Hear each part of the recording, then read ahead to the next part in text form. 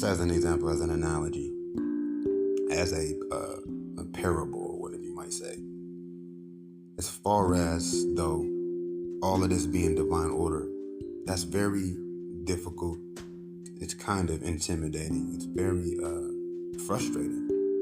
It's extremely presumptuous to make a statement like this is all God's plan. Because like, why would God create pain, create, you know what I mean? War and, and just, trauma, why? Like, how comes it happens to some people and not to everybody? And what's the difference? And like, why does it even matter? Like, to be honest, every moment is a blessing, and that's why it matters. And it's like, that's the only thing that does matter, is that each second you have is a gift, is a chance, as an opportunity, as well as a miracle. And it's special, and it's just for you. Everybody have their just for yous, their own to share. But even in sharing it together, a part of it is only ours.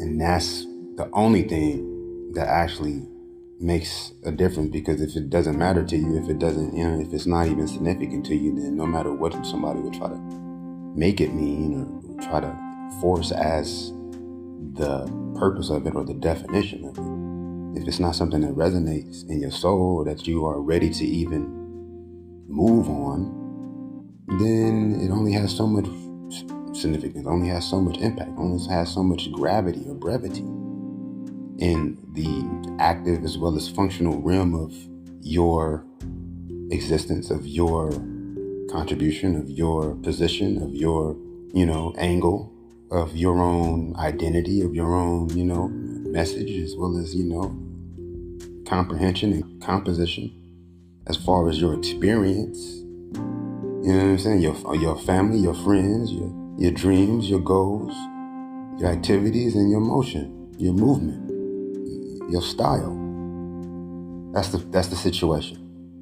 As far as the style and your movement, you have to, there's something that has to be accepted beforehand, though.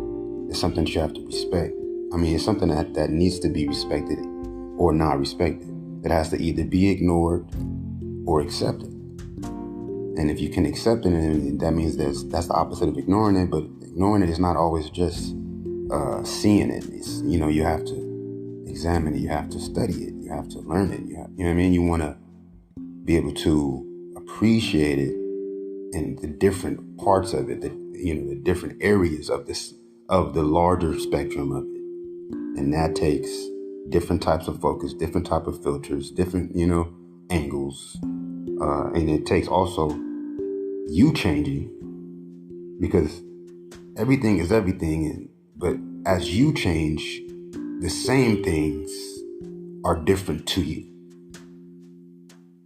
And so it's like those things can only be as different as they were meaningful to you to begin with, right? So it's like, if you just take a quick glance at what is before you, then the next time you see it, you might notice something different or contrasting, and that may encourage you to take a longer look at it. But then that in itself is going to shape your interpretation of it. And then it'll take you seeing it quicker or looking at it longer the next time you see something different. And it's like, and that's only just one part of it. It's only one area of what you look at. So it's like, I don't know. It just, you can't be so extreme. You can't be so, you can't be sensitive. You can't be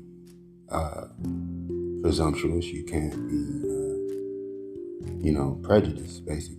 You don't want to have a prejudgment of something. You always want to,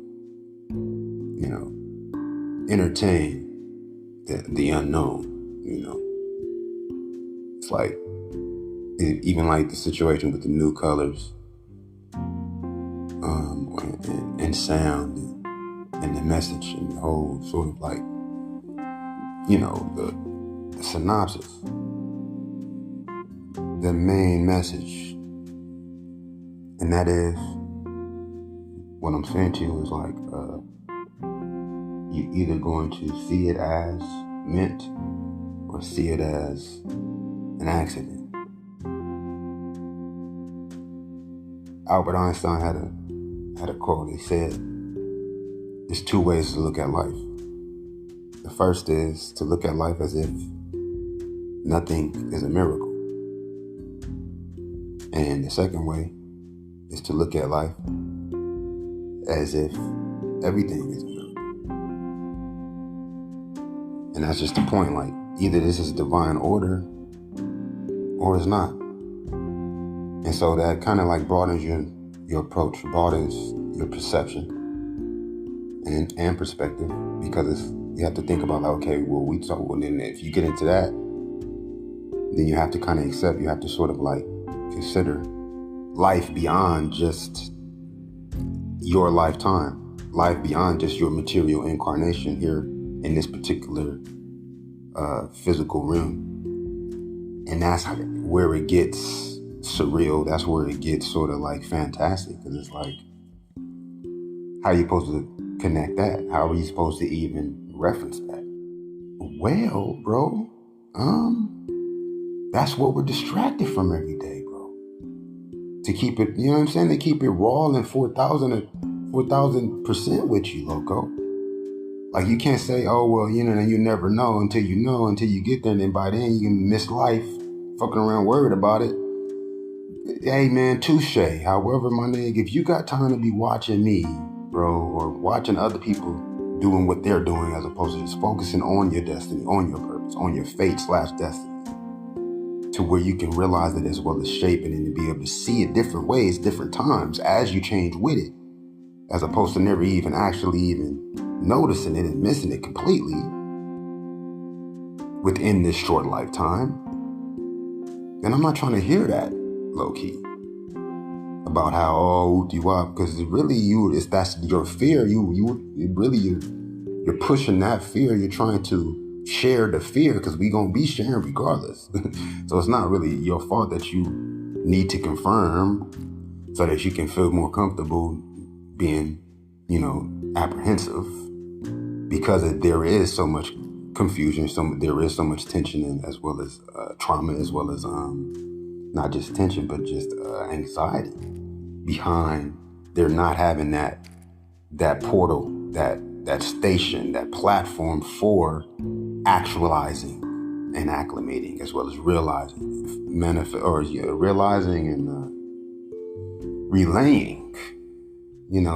Like, this is dialogue. This is all communication. This is really what is to be communicated. This is really what is enriching to our souls, and that is reality, connecting on a real level. They don't have to always be so serious or important, but at least transparently authentic or sincere. You can be sincerely you can be a sincere jerk to a nigga, like, you know what I mean? Or you can even be sincerely sort of indifferent, sincerely non-conventional. You could be sincerely silly with a person, but it's like, if we already feeling like everything is hidden, is a secret, is a lie to begin with, then it's like we gonna be trying to fuck with people's feelings as much as possible, because it's like, that's really what we are accepting is the meaning for all of this. It's really just to fuck with your feelings, and that's not the meaning of all of this shit. It's to fuck with your feelings. And see, that's the whole point. That's the problem. Is we're not attributing. We're not instilling the proper function, purpose, the proper usage, the proper assignment, the proper fucking designation for these emotions. These emotions are basically just like markers, or basically just like symptoms. They're basically just kind of like knobs to tweak your transmission, so as to in that connectivity between us,